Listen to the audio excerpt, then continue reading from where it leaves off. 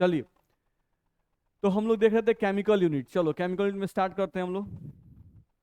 देखो तो chemical unit में सबसे पहले कुछ बेसिक कॉन्सेप्ट हम लोग को पढ़ना है, पहले उसको समझ लें। चलो, सबसे पहले हम लोग को क्या दिया हुआ है, इक्विवेलेंट वेट। नहीं, केयर करो, equivalent weight represented by E. Capital इससे इक्विवेलेंट वेट को रिप्रेजेंट करते हैं, ध्यान रखना है। अच्छा, इक्विवेलेंट वेट ऑफ एटम, अगर हमको इक्विवेलेंट वेट ऑफ एटम निकालना है बाबू, देखो तो इक्विवेलेंट वेट ऑफ एटम का जनरल फॉर्मूला क्या होता है। देखो इक्विवेलेंट बड़ा टॉपिक है, लेकिन हम लोग इक्विवेलेंट डिटेल नहीं पढ़ रहे हैं। हम लोग इक्विवेलेंट वेट में सिर्फ उतना ही पढ़ेंगे जिससे हम लोग का नॉर्मलिटी समझ में आ जाए, उस पर जो बेस्ड न्यूमेरिकल है वो हम लोगों से बन जाए।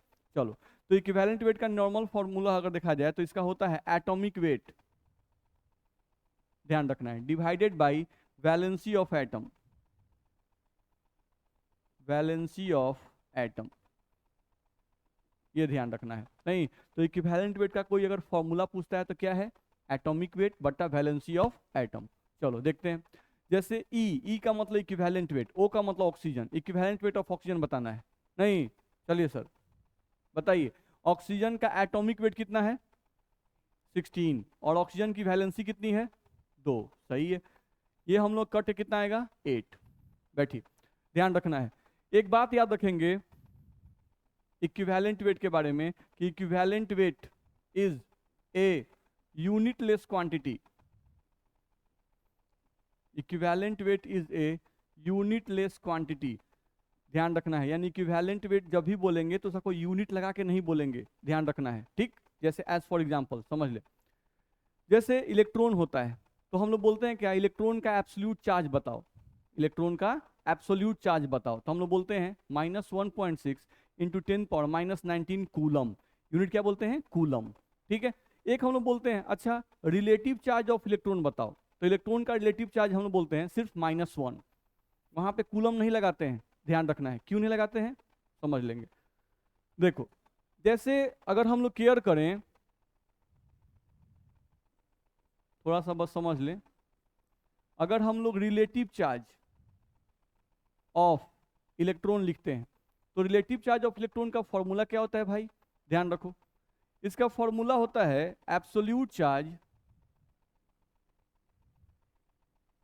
Of electron divided by absolute charge of proton.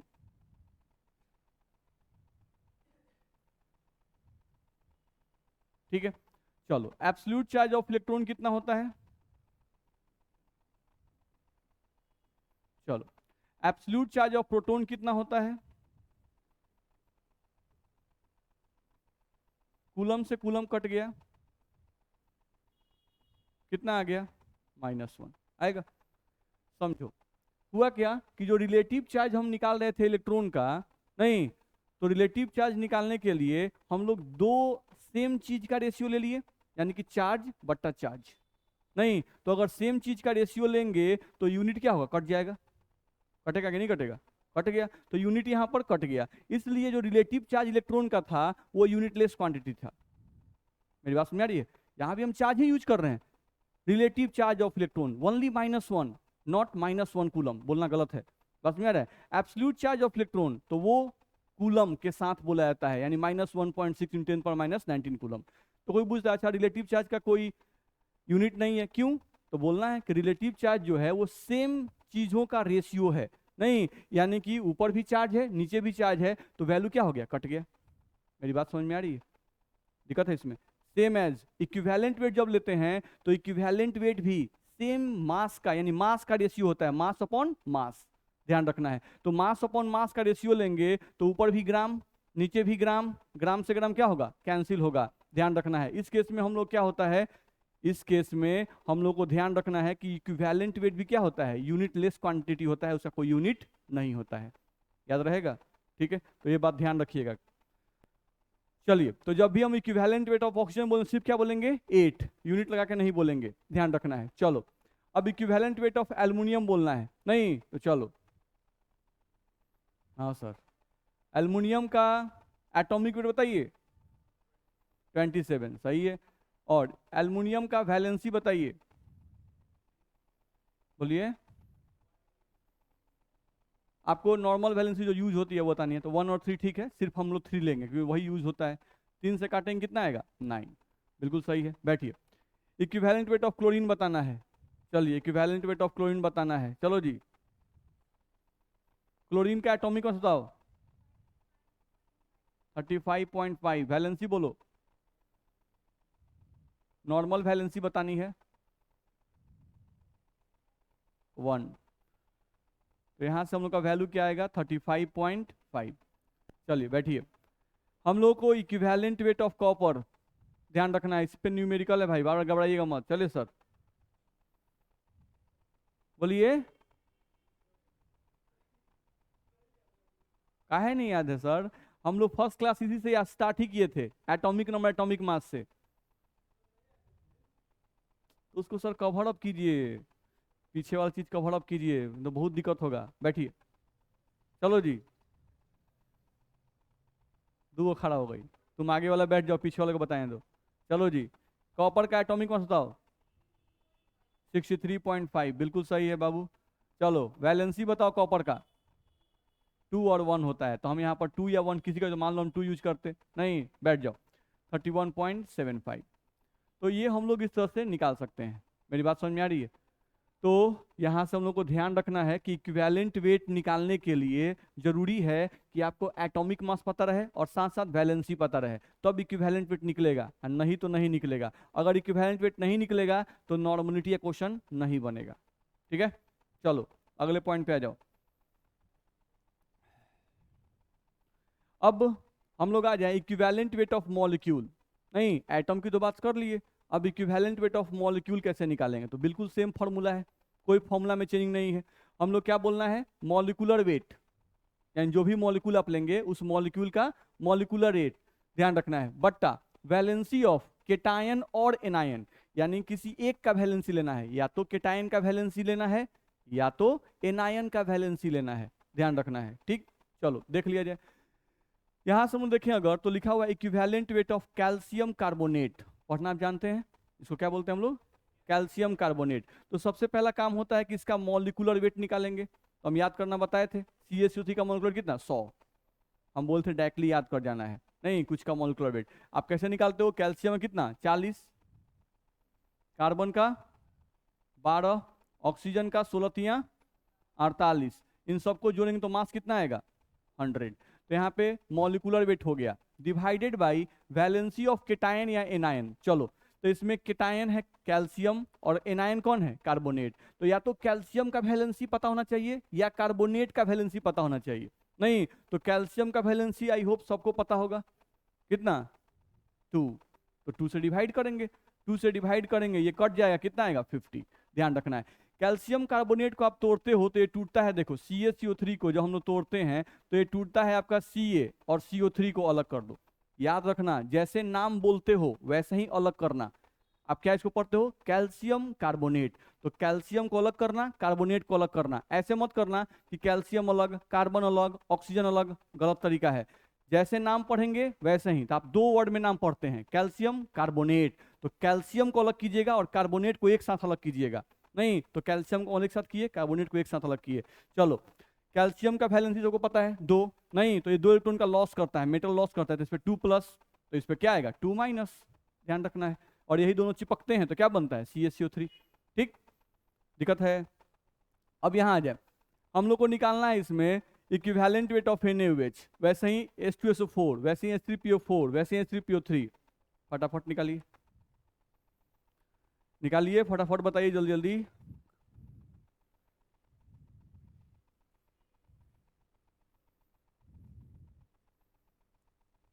ये सब क्लियर होगा तभी नॉर्मलिटी का न्यूमेरिकल बनेगा, और नहीं तो नॉर्मलिटी का न्यूमेरिकल भूल जाइए। छोटी छोटी बातें अच्छी हैं तो न्यूमेरिकल अच्छा है। Equivalent weight of NaOH, equivalent weight of H2SO4,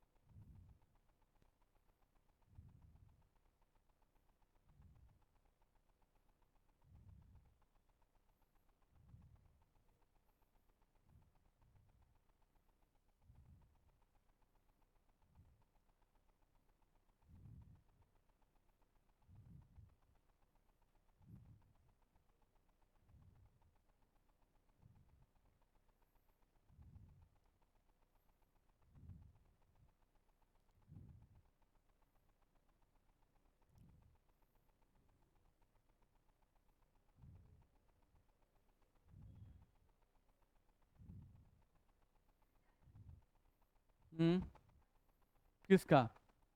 NaOH का। सही है। इसका जब मास निकालेंगे तो कितना आएगा? 40 डिवाइडेड बाई, वैलेंसी निकालना होगा तो इसको पढ़ते हैं हम लोग सोडियम हाइड्रोक्साइड। तो या तो सोडियम का वैलेंसी लो या तो हाइड्रोक्साइड का। नहीं, इसको आप तोड़ तो कैसे टूटता है? Na प्लस और OH माइनस।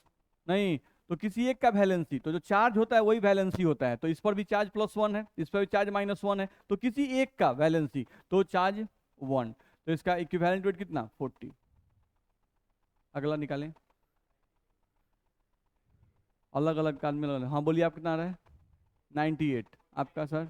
49। 49। 49 ही आएगा। देखा जाए H2SO4 का जब मास निकाले होंगे तो मास आया होगा 98 डिवाइडेड बाई, अब वैलेंसी डिवाइड करना है। तो ध्यान दो, यहाँ क्या लिखा हुआ है? H2SO4। नहीं, तो इसको पढ़ते हैं हाइड्रोजन सल्फेट। क्या पढ़ते हैं इसको? Hydrogen sulphate. तो या तो हाइड्रोजन का वैलेंसी बताओ या तो सल्फेट का वैलेंसी बताओ। हाइड्रोजन का वैलेंसी कितना होता है? 1। यहाँ हाइड्रोजन है कितना? 2। तो 2 हाइड्रोजन का वैलेंसी कितना? 2। तो इसको हम लोग 2 से डिवाइड करेंगे और 2 से डिवाइड करने पर ये आ जाएगा आपका 49। ध्यान रखना है, पहला बात। दूसरा बात ध्यान रखना, अगर आप पहचानते हो एसिड को, पहचानते हो कि एसिड कौन है, जैसे H2SO4 क्या है? एसिड है। तो जनरली एसिड में जो वैलेंसी होता है वो हाइड्रोजन के संख्या के बराबर होता है। अगर हाइड्रोजन 2 है तो वैलेंसी 2, अगर हाइड्रोजन 3 है तो वैलेंसी 3। ये ध्यान रखना होगा।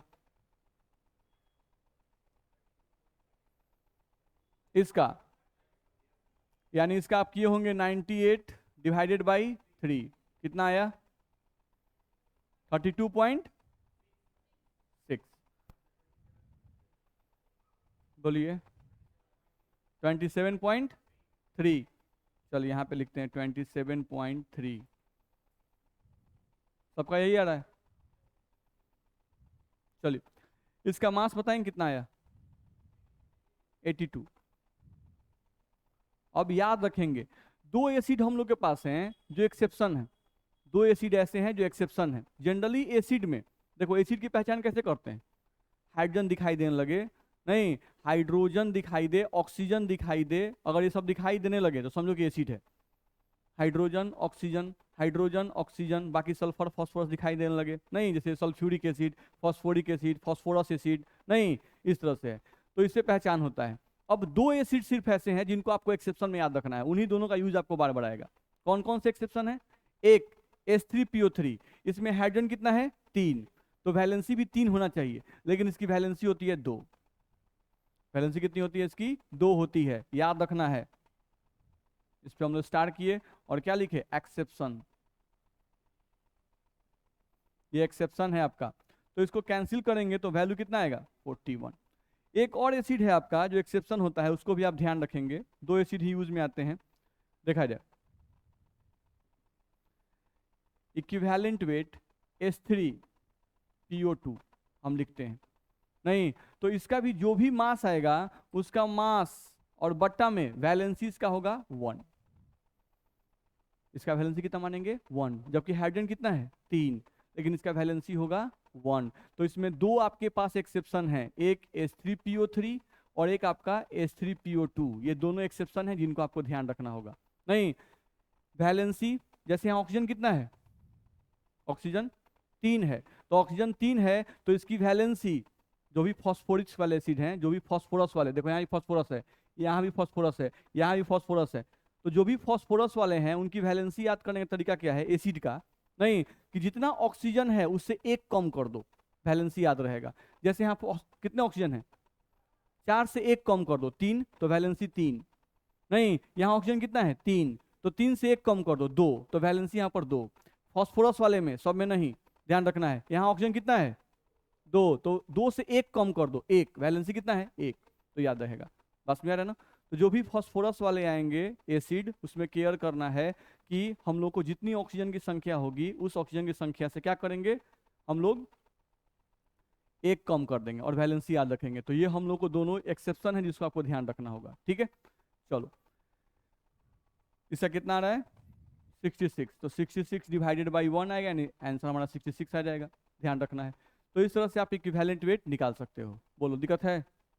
चलो आगे बढ़ सकते हैं हम लोग, अगले पॉइंट पे आ जाए। अब अगला पॉइंट इसमें दिया हुआ है ग्राम इक्विवेलेंट। अगला पॉइंट दिया हुआ है ग्राम इक्विवेलेंट, समझो ध्यान से। अभी कुछ देर पहले हम बोल रहे थे कि जो इक्विवेलेंट वेट होता है उसका कोई यूनिट नहीं होता है, बोल रहे थे ना, इक्विवेलेंट का कोई यूनिट नहीं होता है। क्यों नहीं होता है? क्योंकि वो मास बाई मास का रेशियो होता है भाई, नहीं तो यूनिट यूनिट कट जाता है, ध्यान रखना है। चलो समझ में आया। अब टर्म आया ग्राम इक्विवेलेंट, यानी ऐसा लग रहा है अच्छा इक्विवेलेंट वेट में ग्राम लगा दिया गया, नहीं इक्विवेलेंट वेट में क्या लग गया, ग्राम लगा दिया गया। ठीक है, तो चलो इसी बात को अब डेफिनेशन बना दिए। नहीं, किसी भी सबस्टांस के इक्विवेलेंट वेट में अगर ग्राम लगा दिया जाए, किसी भी सबस्टांस के इक्विवेलेंट वेट में अगर ग्राम लगा दिया जाए तो वह 1 ग्राम इक्विवेलेंट वेट के बराबर होगा। ठीक है, क्या बोल रहे हैं हम लोग, किसी भी सबस्टांस के इक्विवेलेंट वेट में अगर ग्राम लगा दिया जाए तो वह 1 ग्राम इक्विवेलेंट वेट के बराबर होगा, ध्यान रखना है। नहीं तो इक्विवेलेंट वेट तो निकालना आप जानते हैं, उसमें बस ग्राम लगा दीजिए, ग्राम लगा दीजिएगा तो 1 ग्राम इक्विवेलेंट वेट के बराबर हो जाएगा। ठीक, चलो देखते हैं, लिखा हुआ है if equivalent weight of any substance expressed in gram then this weight of substance is equals to 1 gram equivalent. ठीक, चलो जैसे हमसे बोल रहा है कि 1 ग्राम इक्विवेलेंट ऑक्सीजन कितना ग्राम होगा, 1 ग्राम इक्विवेलेंट ऑक्सीजन, तो ऑक्सीजन है तो ऑक्सीजन का इक्विवेलेंट वेट कितना 8, अभी आप निकाले थे 16/2 निकाले थे ना जी। नहीं तो इक्विवेलेंट वेट 8, तो बस 8 लगा दीजिए, इसमें क्या लगा दीजिए ग्राम, यानी 1 ग्राम इक्विवेलेंट ऑक्सीजन बराबर 8 ग्राम, ध्यान रखना है। नहीं 1 ग्राम इक्विवेलेंट अल्युमिनियम, तो ग्राम इक्विवेलेंट निकालने के लिए पहले एलिमेंट का आपको इक्विवेलेंट वेट पता होना चाहिए, नहीं तो 27/3 9, नहीं और उसमें बस ग्राम लगा दो 9 ग्राम, तो 1 ग्राम इक्विवेलेंट अल्युमिनियम बराबर 9 ग्राम, ध्यान रहेगा। चलो यहाँ आ जाओ, 1 ग्राम इक्विवेलेंट क्लोरीन, तो क्लोरीन का इक्विवेलेंट निकाले था अभी 35.5, तो बस उसमें अब ग्राम लगाते चलो 35.5 ग्राम, ध्यान रखना है। चलो CaCO3 का अभी आप निकाले थे 50 आया था, नहीं तो 1 ग्राम इक्विवेलेंट CaCO3 कितना लिखे 15 ग्राम, नहीं 1 ग्राम इक्विवेलेंट H2SO4 अभी जस्ट आप निकाले थे कितना आया था 49, नहीं तो यहाँ पर हम क्या लिखेंगे 49 ग्राम। 1 ग्राम इक्विवेलेंट Na2CO3 निकालिए,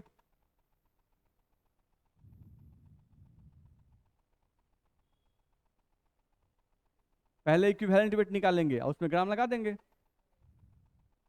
Na2CO3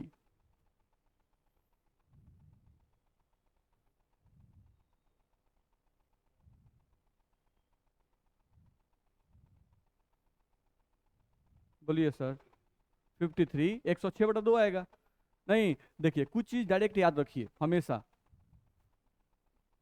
CO3 का मास 60 होता है, याद रखिए, SO4 का 96 होता है, ये बहुत ज़्यादा यूज में आएगा, नहीं तो इन लोगों को डायरेक्टली याद रखिए, बार बार निकालना नहीं है।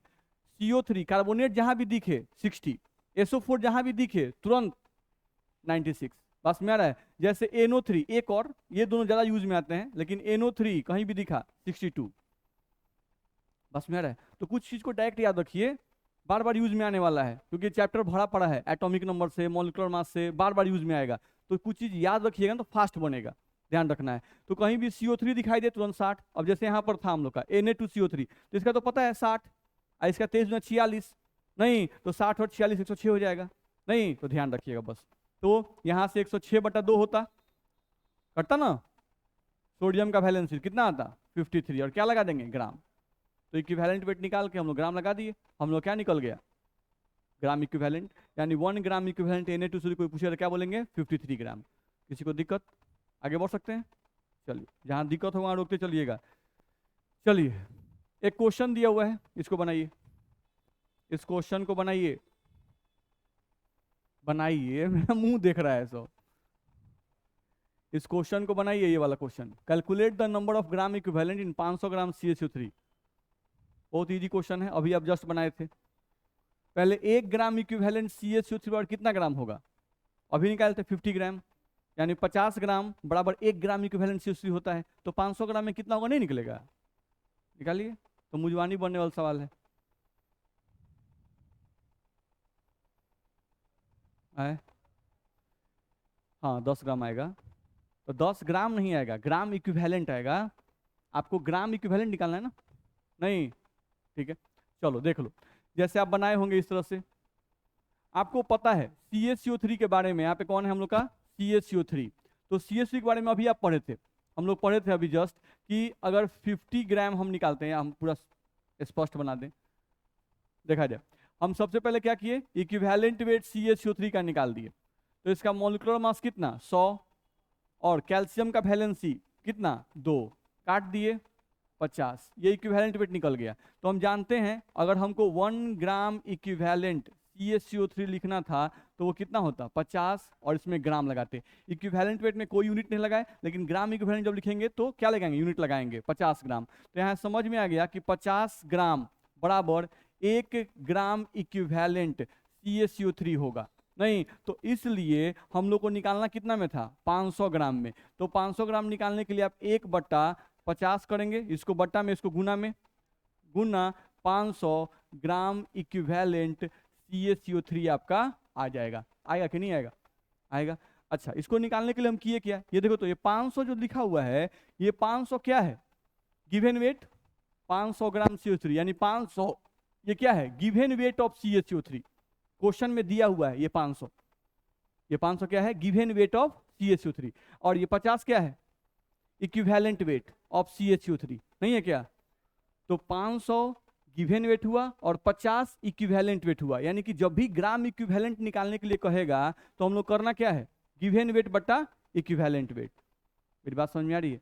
अगर किसी का भी हमसे पूछेगा कि भाई ग्राम इक्विवेलेंट निकालना है, तो क्वेश्चन में जो गिवन वेट दिया हुआ है उसको रख देंगे, नहीं, और जो सबस्टांस है उसका इक्विवेलेंट वेट निकाल कर डिवाइड कर देंगे, तो ग्राम इक्विवेलेंट निकल जाएगा, नहीं निकलेगा, निकल जाएगा।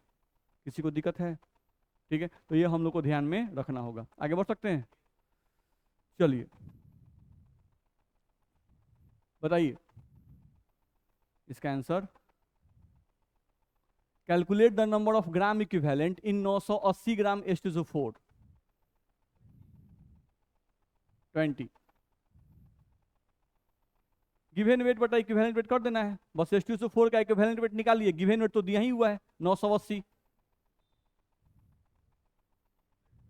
20, बिल्कुल।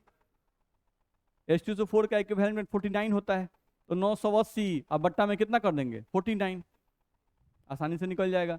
तो हमको यहां से निकालना था ग्राम इक्विवेलेंट, नहीं तो गिवन वेट बट्टा इक्विवेलेंट वेट। गिवन वेट हमारे पास कितना है 980, और H2SO4 का इक्विवेलेंट वेट हम लोग पीछे निकाल चुके हैं, वो कितना आया था 49, कैंसिल कर दिए 20 ग्राम इक्विवेलेंट। इसका कितना आएगा 2 ग्राम इक्विवेलेंट, बिल्कुल सही है। यहाँ पे हम सीधे आंसर लिख दे रहे हैं। किसी को दिक्कत होगा तो भाई बोलिएगा, किसी को परेशानी, किसी को दिक्कत है तो बोलिए, क्योंकि ये चैप्टर पूरा न्यूमेरिकल ही है, ये धीरे धीरे धीरे धीरे अपने स्टेप पे आ रहा है। अब आपका चैप्टर स्टार्ट हुआ है, ध्यान रखना है। इसके पहले तो हम लोग सिर्फ ऐसे ही कर रहे थे, इंट्रोडक्शन पढ़ रहे थे, अब ये चैप्टर धीरे धीरे स्टार्ट हो रहा है, ध्यान रखना है। तो जैसे जैसे पढ़ते जाएंगे ना, वैसे वैसे ये चीज़ आपका हेवी होता जाएगा। नहीं तो अभी से अगर कोई दिक्कत हो तो अभी से दिक्कत करते चलिए। हम लोग स्टार्ट कहाँ से किए थे, याद आ रहा है, atomic number, atomic mass, valency, valence electron use में आ रहा है कि नहीं आ रहा है, आ रहा है, चैप्टर पढ़ रहे हैं आप। चलिए, हम लोग को एक second formula of gram equivalent लिखा हुआ है।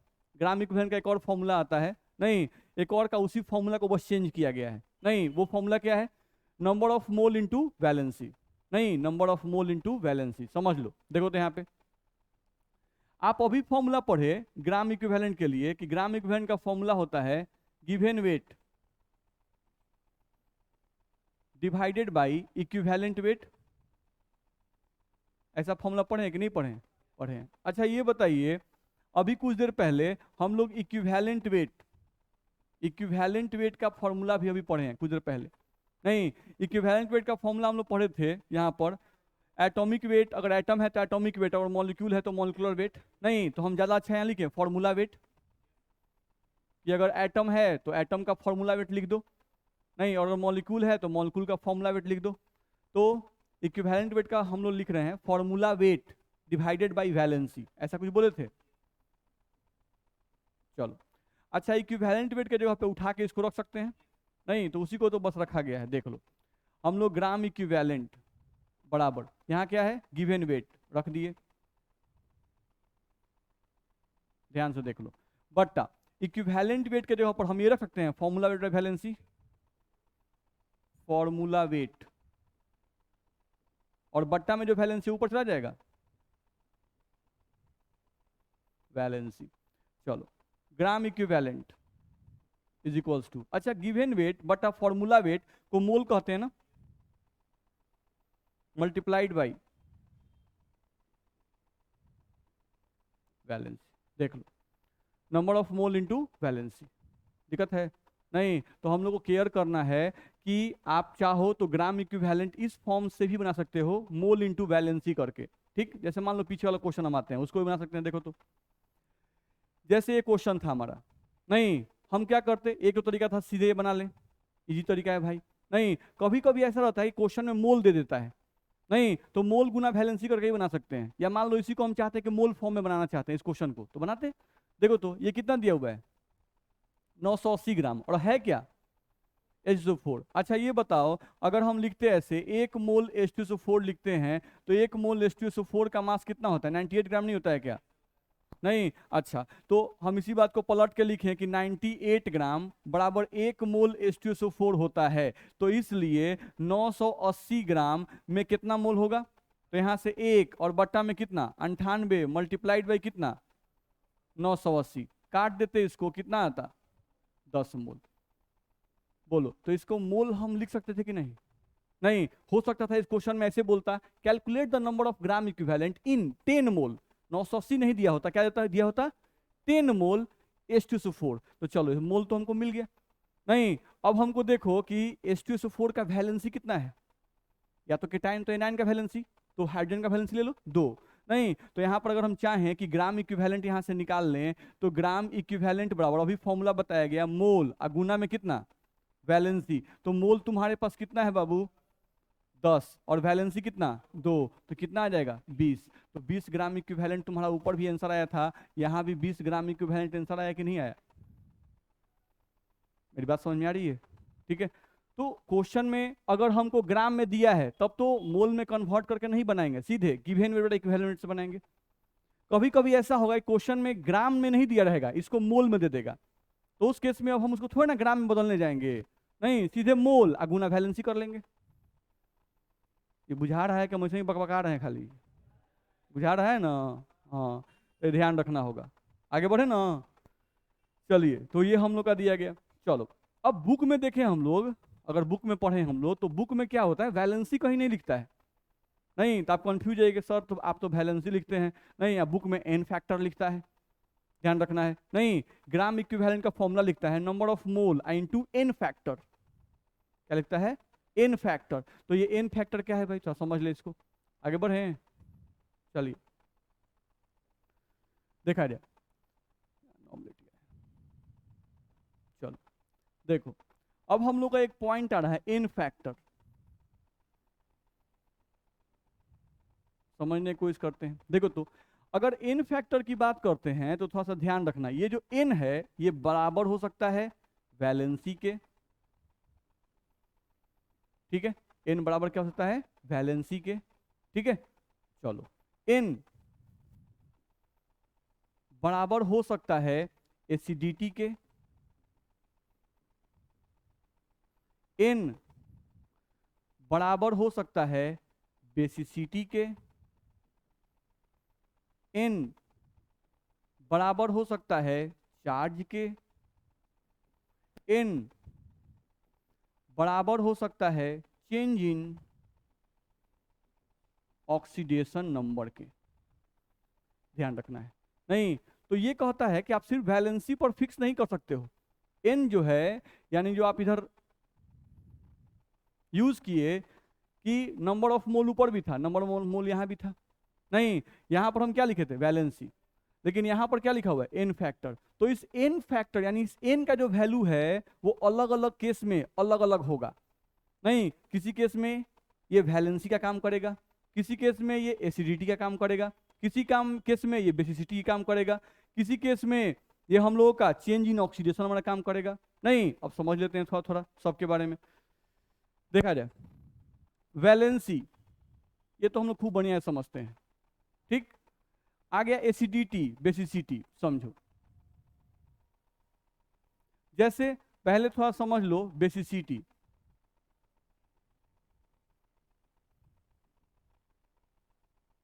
ध्यान रखना है, बेसिसिटी जो है ये डिफाइन है एसिड के लिए। किसके लिए डिफाइन है? नाम है बेसिक, लेकिन डिफाइन किसके लिए है? एसिड के लिए। ध्यान रखना है।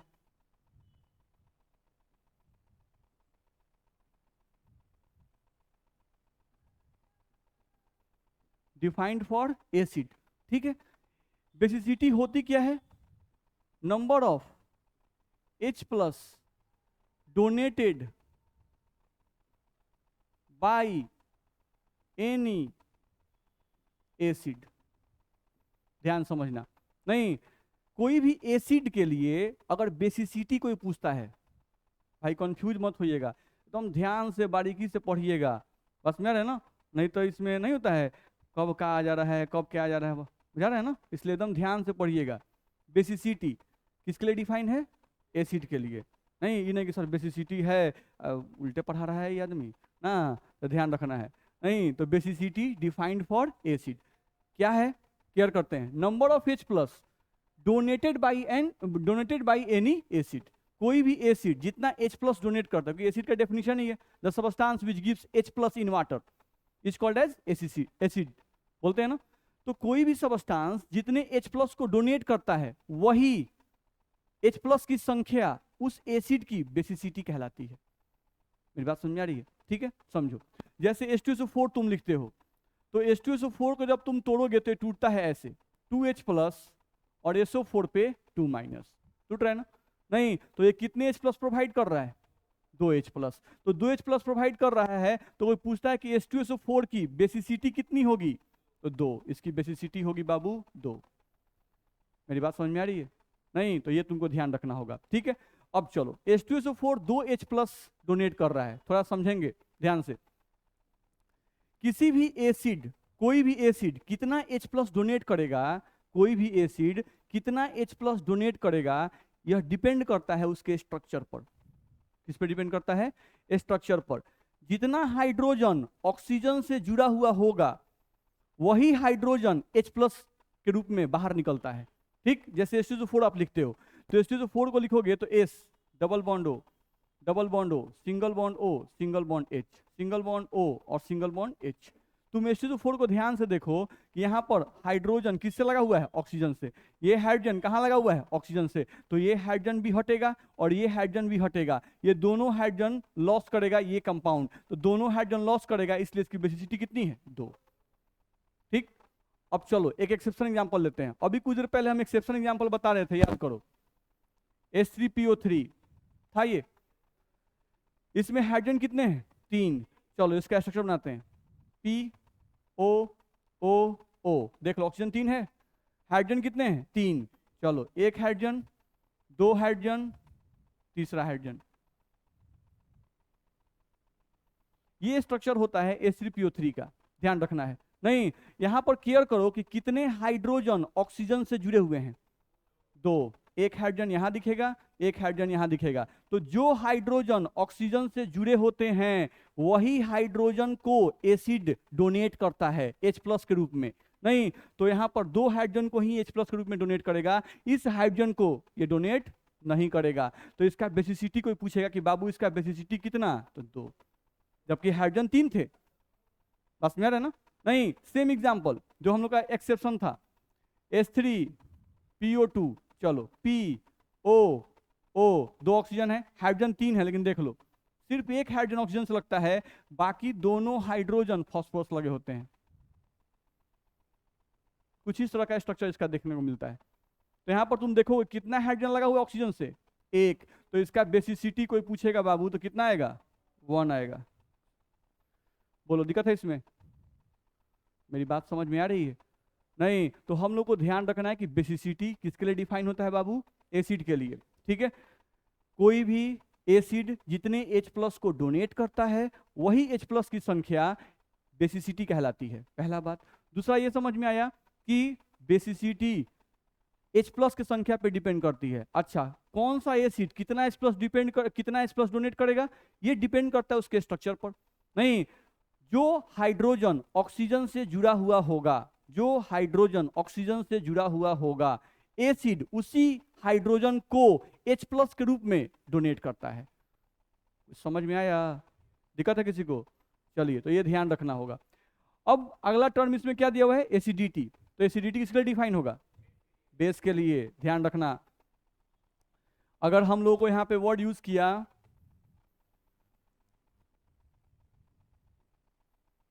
एसिडिटी डिफाइंड फॉर बेस, ध्यान रखना है, ठीक है। तो एसिडिटी, चलो भाई ये क्या है, तो number of OH minus donated by या given by any base, given by any base, ध्यान रखना है। नहीं, जैसे एग्जांपल के लिए आप NaOH लिखते हो, ये आपका टूटता है Na प्लस OH माइनस, तो ये कितना OH माइनस सप्लाई कर रहा है, 1। नहीं तो कोई बोलेगा कि भाई बताओ इस बेस का एसिडिटी बताओ, तो इसका एसिडिटी कितना होगा, 1।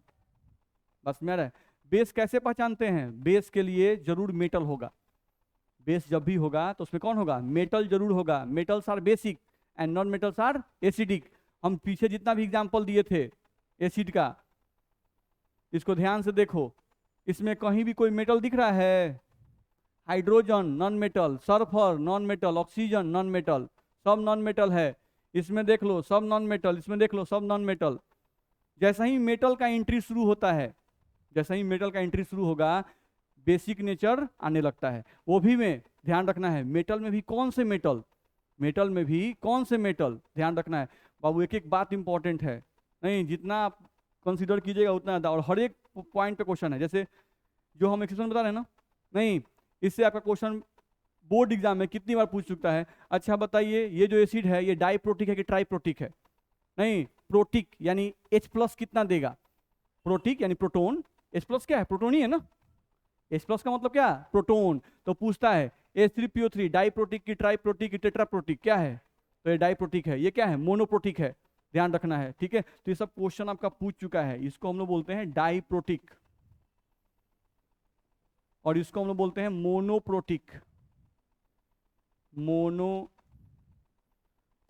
बोलो दिक्कत है, ठीक। चलो, तो यहां से हम लोग बात कर रहे थे मेटल्स की। नहीं तो मेटल जहां पर आएगा वहां बेसिक नेचर आ जाएगा, ध्यान रखना है। तो यहां पर एसिडिटी कितनी होगी, 1। जैसे हम लोग यहाँ पे एग्जांपल ले लें, CaOH का होल 2, कैल्शियम हाइड्रोक्साइड, तो ये भी टूटेगा, तो टूटेगा Ca2 प्लस और 2OH माइनस, तो ये 2OH माइनस दे रहा है, इसलिए इसकी एसिडिटी कितनी होगी बाबू, 2 होगी। बोलो दिक्कत है क्या, बता सकते हैं। तो ये हम लोग का बेसिडिटी और एसिडिटी की बात थी। चलो पीछे आ जाओ।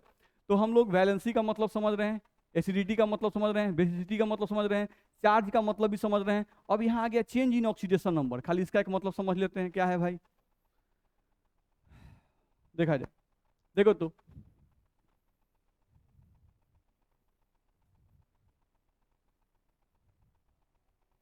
यहां से हम सोडियम का रिएक्शन जो है H2SO4 से कर रहे हैं, ठीक है।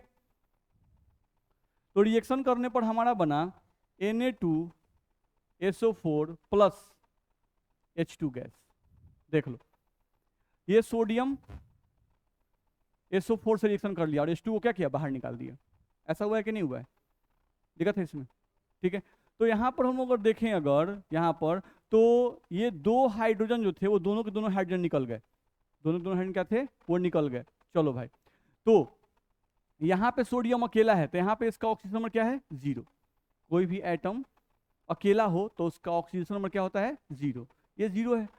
Na2SO4 को तुम तोड़ो, इसको तोड़ोगे तो आ जाएगा 2Na प्लस और SO4 पे 2 माइनस, आएगा कि नहीं आएगा, आएगा। चलो यहाँ पर देखो, तो एक सोडियम पर एक प्लस चार्ज है, लेकिन ये 2 इससे गुना है। नहीं तो 2Na प्लस को आप कैसे लिखते हो, ऐसे Na प्लस Na प्लस, तो टोटल प्लस चार्ज कितने हैं, 2 प्लस चार्ज हैं। कितने प्लस चार्ज हैं, +2। नहीं तो चलो यहाँ पर 0 और यहाँ पर इसका चार्ज कितना, +2 लिख सकते हैं। नहीं, तो ऑक्सीडेशन नंबर कितना से चेंज किया, 2 से। इधर 0 था, इधर कितना आ गया, 2 से आ गया।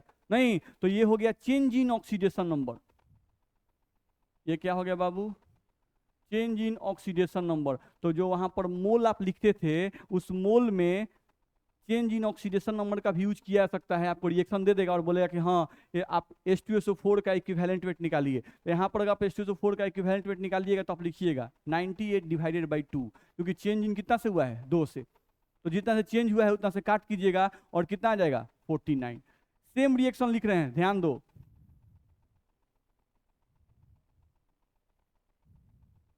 सेम रिएक्शन है, नहीं प्रोडक्ट ना रहे, देख लो।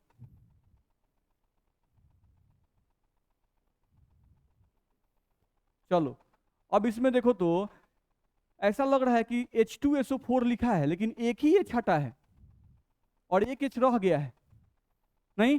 अच्छा, यहाँ पे इसका ऑक्सीजन नंबर 0 क्योंकि अकेला है। यहाँ पे इसको जब तोड़ेंगे तो जो चार्ज आएगा वही ऑक्सीजन नंबर होता है बाबू, Na प्लस HSO4 माइनस। तो देखो तो यहाँ Na पर कितना प्लस चार्ज है, 1 प्लस, यानी यहाँ पर हम +1 देंगे। चलो तो 0 से कितना हुआ, +1। तो चेंज इन ऑक्सीडेशन नंबर, कोई पूछता है कि चेंज इन ऑक्सीडेशन नंबर कितने का हुआ, चेंज ऑक्सीडेशन नंबर 1 का हुआ। तो यहाँ पर कोई तुमको कहता है कि इक्विवेलेंट वेट निकालो H2SO4 का, तो तुमको लिखना होगा इसका मॉलिक्यूलर मास 98 और चेंज 1। तो यहाँ इक्विवेलेंट वेट H2SO4 कितना आएगा तुमको, 98 आएगा। मेरी बात समझ में आ रही है? यानी oxidation number, change in oxidation number बदलेगा नहीं तो इक्विवेलेंट वेट भी क्या होगा, बदल जाएगा। कुछ बुझा रहा है ये सब ऊपर से जा रहा है, हैं? मतलब दम नहीं आ रहा है नहीं।